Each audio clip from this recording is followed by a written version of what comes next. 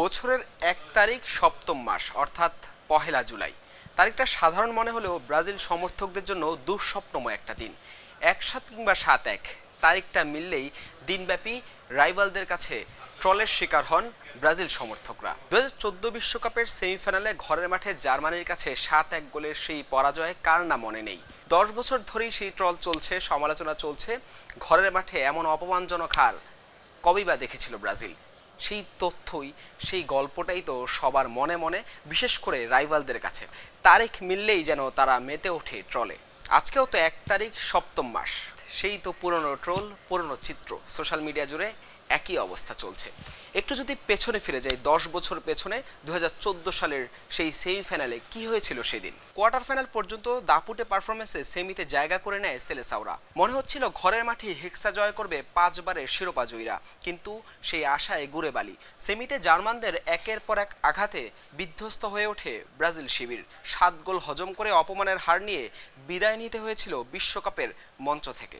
সেমিফাইনালের কথা যেহেতু মনে আছে, সেই বিশ্বকাপের কোয়ার্টার ফাইনালে ব্রাজিলের ম্যাচটার কথাও সবার মনে থাকার কথা।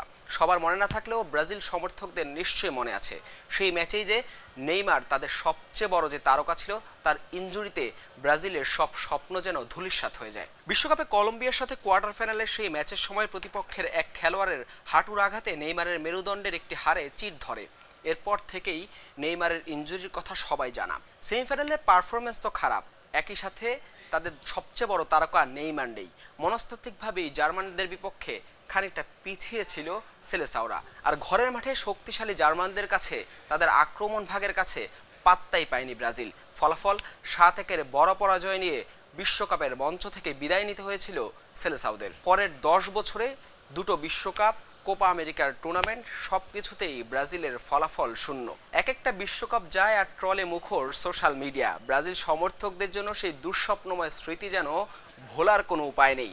রাইভালরা প্রতিনিয়তই যে কোনো টুর্নামেন্ট শেষে ব্রাজিলের এক একটা হারের পর কিংবা খারাপ পারফরমেন্সের পর সেই ৭/১-এর বিষয়টি সামনে তুলে আনে।